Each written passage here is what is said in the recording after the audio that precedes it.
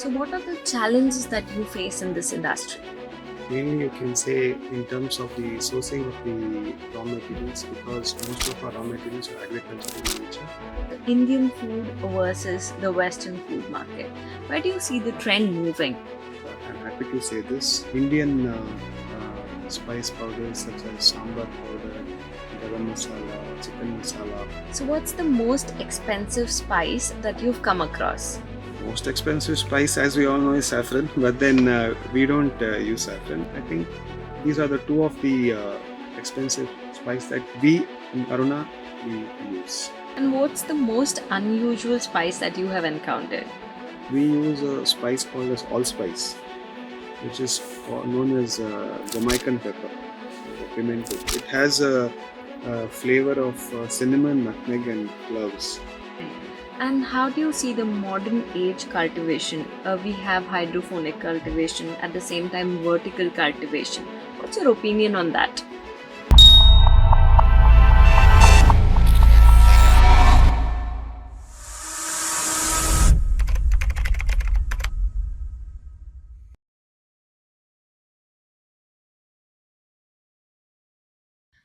Welcoming you all to today's poster show. Today, with us, we have a successful entrepreneur who has been into the spice industry from decades, and he's going to share his experience to us. Welcoming the proprietor of Aruna Masalas, Mr. Ananthesh Prabhu. Welcoming you, sir. Thank you. So, first of all, for our audience, can you tell us who Mr. Ananthesh Prabhu is? Yeah, Ananthesh Prabhu is a family man who loves to live life to the fullest, is passionate about what he does, dreams big, and works hard to achieve his dreams. Tell us your early days. How did all of this Aruna Masala come into action and execution? Yeah, so Aruna Masalas, we started in the year 1980. So we are a 45-year-old brand with our roots in coastal Karnataka. I'm a second generation entrepreneur. So we have currently more than 250 plus varieties of SKUs, ranging from direct spice powders such as chili, turmeric, coriander to spice blends such as garam masala, sambar masala, and even typical Tulunadu spice blends such as chicken sukka, chicken ghee roast, and so on. So, what are the challenges that you face in this industry? The challenges that we are facing is mainly, you can say, in terms of the sourcing of the raw materials, because most of our raw materials are agricultural in nature, and they are subject to the climatic conditions. So the prices of raw materials keep fluctuating, and as you know, we are in a very competitive uh, market environment. So to maintain the prices of raw materials and to ensure that there are no supply chain disruptions, well, that's a major hurdle and issue that we face. And another big issue is the issue of adulteration that today, for various reasons, with a view to probably maximize profits and so on, few of the companies are engaging in unhealthy practices such as adulterating. So the idea is to encourage and to educate our customers about the evils of adulteration. Yes, that is one of the major challenges, apart from other challenges that we are facing. So, Indian food versus the Western food market. Where do you see the trend moving? Indian food is becoming very popular globally, and I'm happy to say this. Um, we get inquiries even from places such as the US and Europe for Indian spice powders such as sambar powder, garam masala, chicken masala. Although now in the West the concept of organic spice powders has picked up, nevertheless, uh, happy to say that Indian food is becoming popular globally. Uh, Not only the Indians, I think even people the Europeans or even the people in the US, elsewhere globally, they appreciate Indian food. There's something about Indian food that they like. So even if you go to any restaurant when you travel abroad, be it to Saravana Bhavan or be it any similar food joint, you'll be amazed to see that along with the Indians, you have a lot of locals also who come there to taste Indian food. So yes, Indian food is going global. Right. And one among that is even Sankalp. So Yes. yeah. So Sankalp has started in Gujarat and gone Yes. global. Yes. Yes. So what kind of training or knowledge do you require to be a successful spice industrialist? Well, like in any industry, it's essential that you should be knowing your industry well enough. You should have in-depth knowledge of your industry. You should do a SWOT analysis before you actually plan to get into any industry, including spice industry. You should know the challenges and opportunities, your competitors, how is the market, and how will the market be in future. And to do so, you should probably meet your suppliers, meet your customers, uh, be open to customer feedback.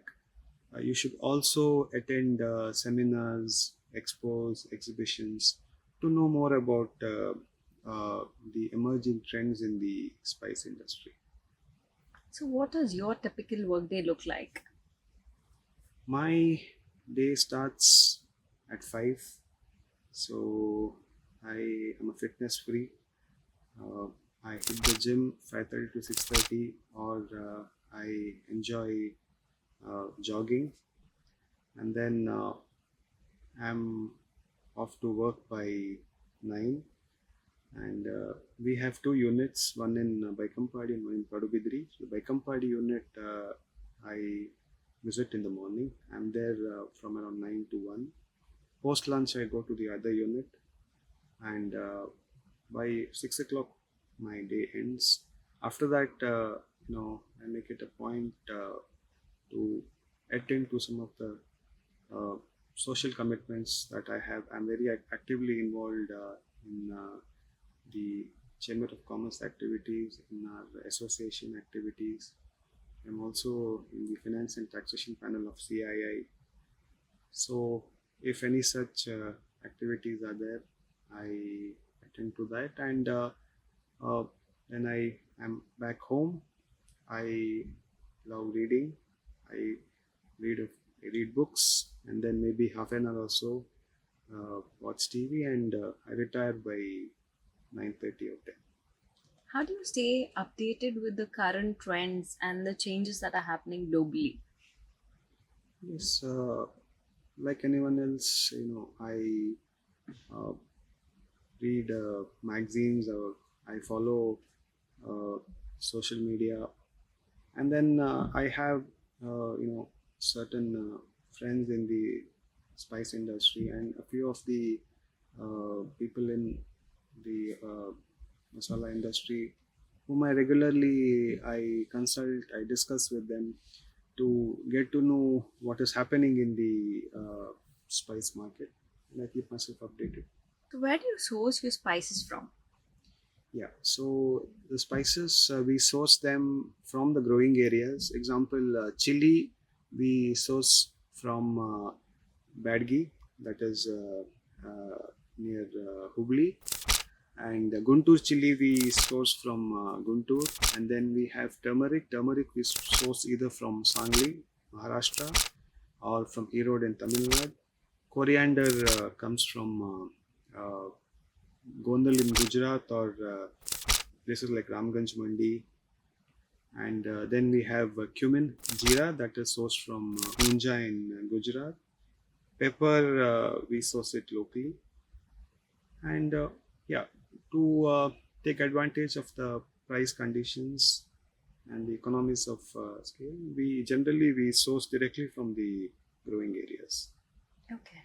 And if you're planning next in future to go plan pan India, How do you see yourself? Like, would you still depend on outsourcing your raw materials, or would you plan to actually grow them in house?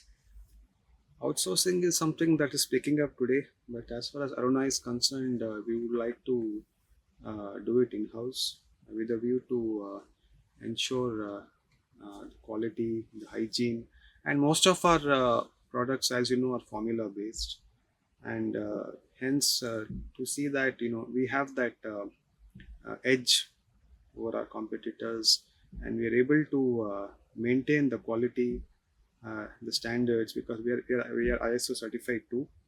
I think even if we, I mean, now that we're expanding, but as far as possible, we see that we manufacture it in house. Where do you see Aruna Masalas in the next 5 years? Aruna Masala, in the next 5 years, we see ourselves as a dominant player in the spice industry, both domestically and globally, with a variety of product offerings. As our tagline goes, taste and trust. We want to be a trusted brand in this space. How do you ensure that the spices are fresh? We follow a fortnightly or a monthly procurement cycle to ensure that we process spices as fresh as possible, and if required, we even because products like raw materials like chili, uh, generally the season is somewhere from January to June. So to take advantage of the price, the conditions, we procure them, and we also store them in cold storages. And rest of the raw materials, if required, mostly we follow a weekly or a monthly procurement cycle. So, how do you manage with the spice shortages as well as the supply chain disruptions?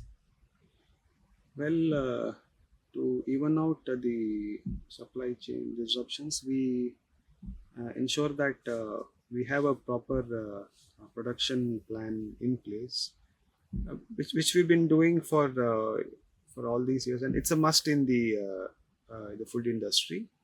And depending on the requirements, we have connections with the established raw material suppliers in the growing areas, and we give them a proper procurement schedule, and we ensure that at any point of time, we, depending on the raw material, we have at least 2 months of raw material in stock. That is something I think that even the pandemic has taught us Todd. the hard way. So, what's the most expensive spice that you've come across? Most expensive spice, as we all know, is saffron. But then we don't use saffron. We use black pepper, and we also use green cardamom. And I think these are widely used in our spice powders. I think these are the two of the expensive spice that we in Aruna we use. So, are there any spices that have gained popularity in the recent time? I think Mediterranean herbs and spices like basil, thyme, rosemary, all these spices have gained popularity. Today, even in Indian cuisine, we use many of these spices. Like the other day in a restaurant, I tried this paneer with basil. It's a very unique combination. Nevertheless, it is something that is gaining popularity of What late. is Aruna Masala's USP? Our USP is that we offer value for money. We source our raw materials from reputed suppliers. We are an ISO 22000 certified unit. We process our raw materials in a very hygienic manner. We do not add any artificial colors, any artificial flavors, or artificial preservatives, and we ensure that our products are free from any kind of contamination.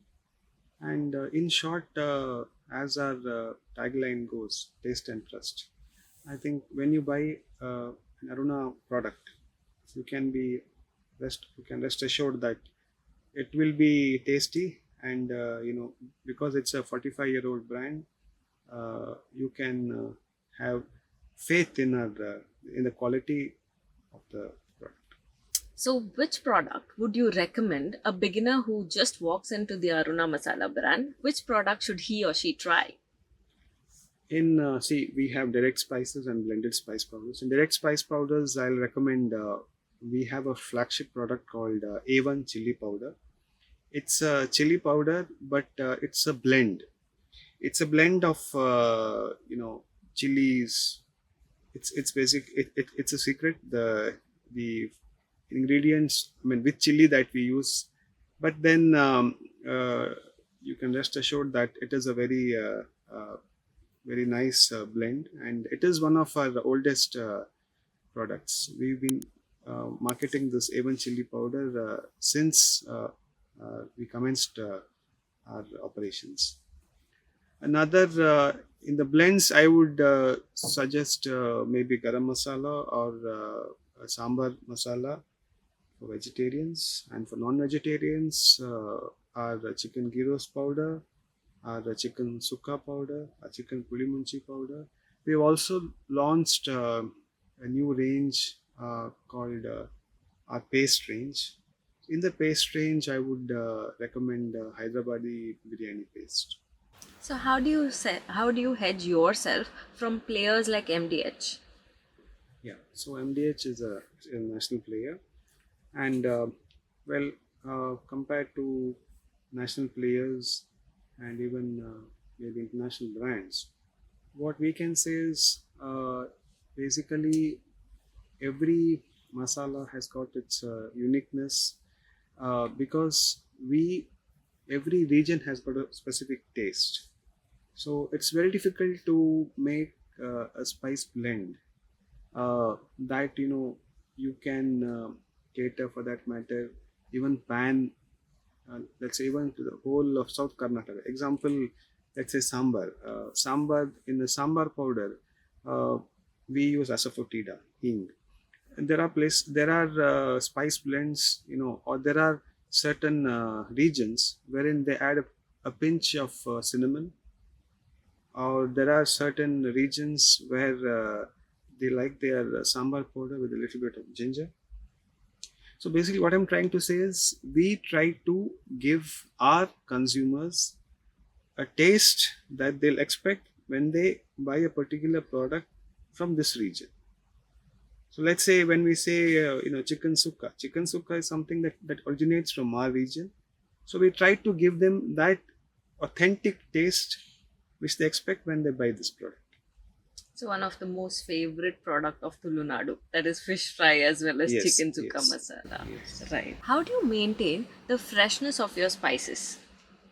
Yeah, freshness. We ensure that the raw materials, as I mentioned earlier, procurement. We see that it's either a fortnightly or a monthly procurement cycle, and even the way we process, we ensure that it's done in a very hygienic uh, environment, and we see that the moisture content is kept to the bare minimum, and in the production process we ensure that there is minimal loss of volatile oil and other requirements, other ingredients are required to ensure the freshness of the spices.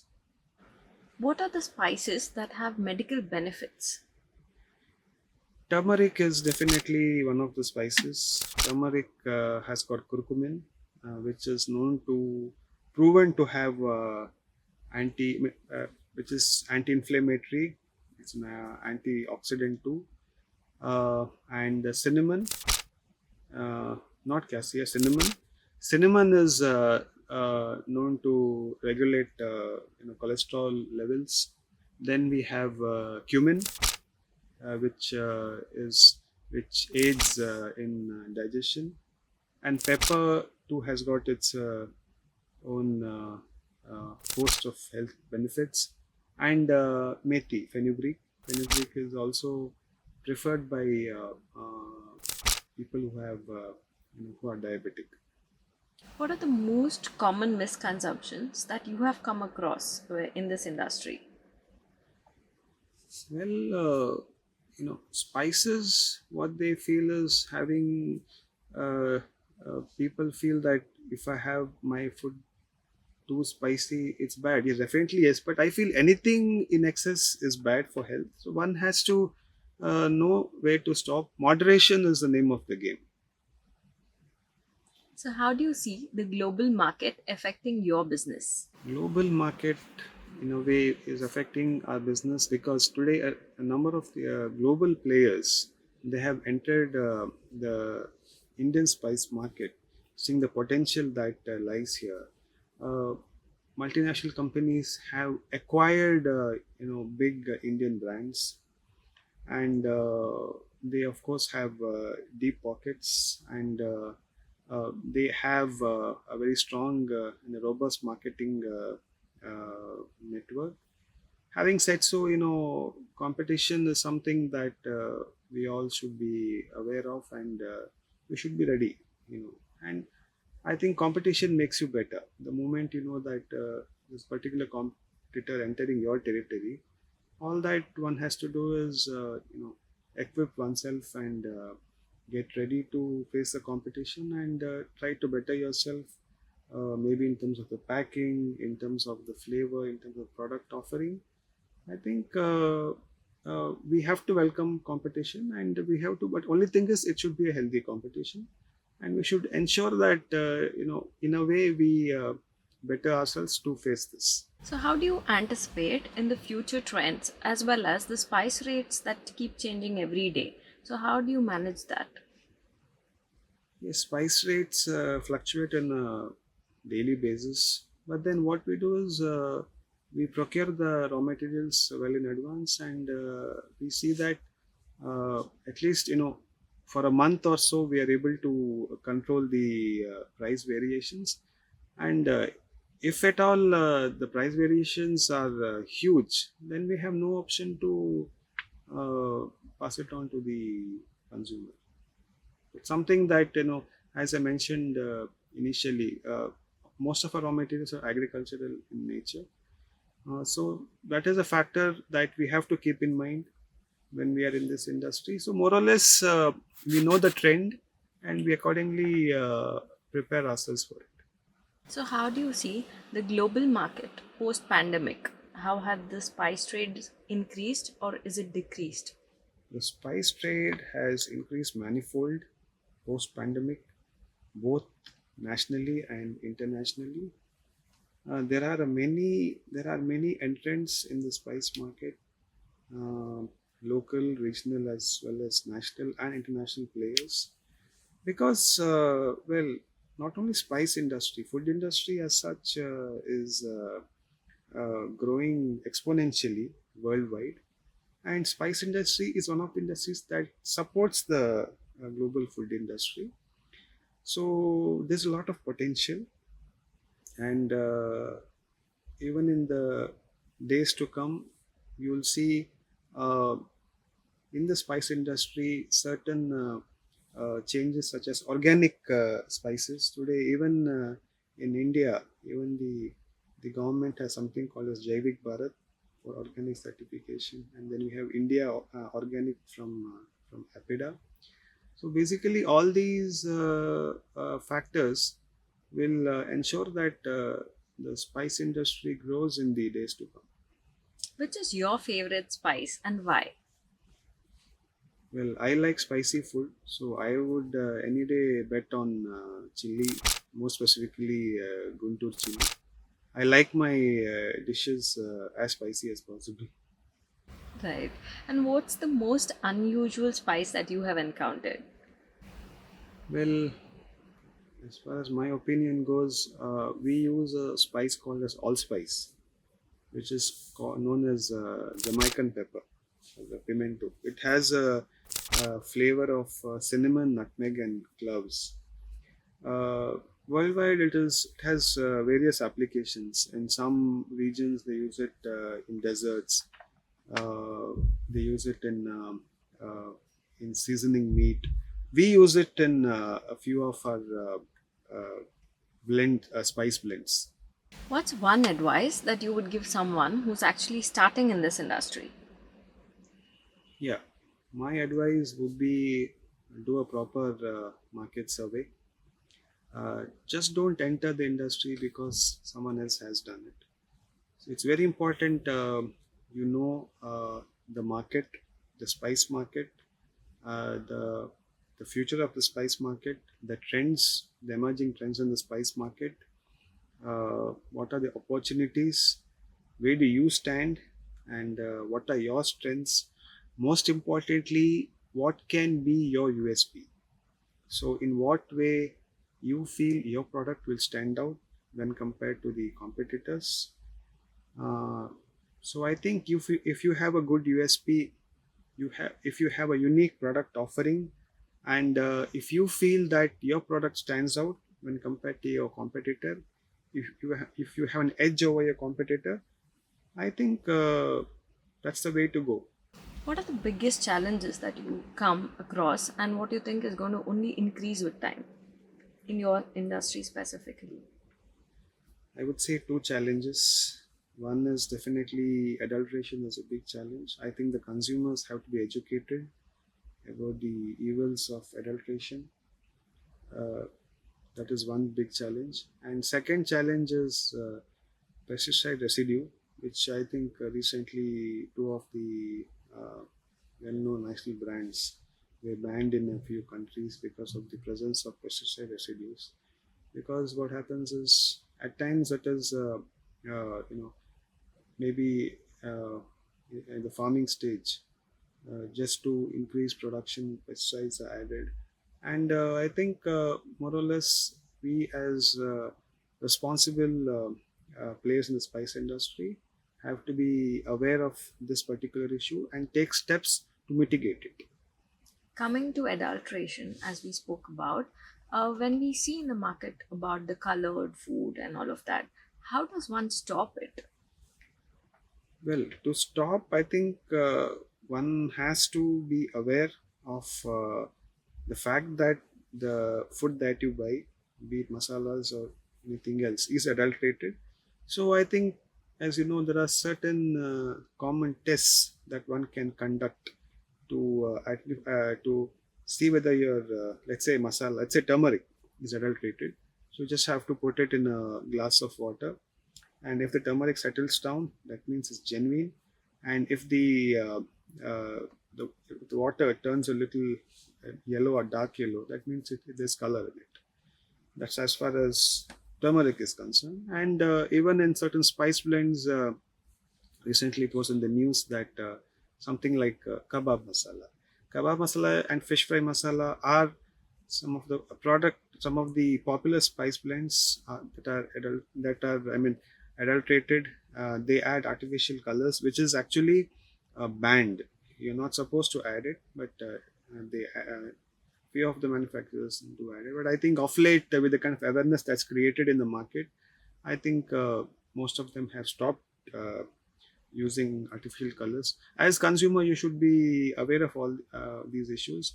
The Food Safety Act has certain, I mean, has rules and guidelines to prevent adulteration. I think, and there's even a provision to have food testing labs uh, in every district. I feel that if the laws are properly implemented, the menace of food adulteration will come down to a great extent. If you were given a chance to go on a global tour, where would you go and which spice would you actually try and bring to India? As I mentioned earlier, I love spicy food. So I think Thai cuisine is known to be spicy. And being a vegetarian, I have limited choices. So, well, maybe paired Thai noodles with the sriracha sauce is something that I would love to taste. And Mexican cuisine maybe uh, rice with veggies and guacamole and with habanero sauce. So basically, I love spicy food. Right. And if we had to award the best aroma and spices, which spice would get that award? According to me, I think probably cardamom, green cardamom, or cinnamon, Sri Lankan cinnamon.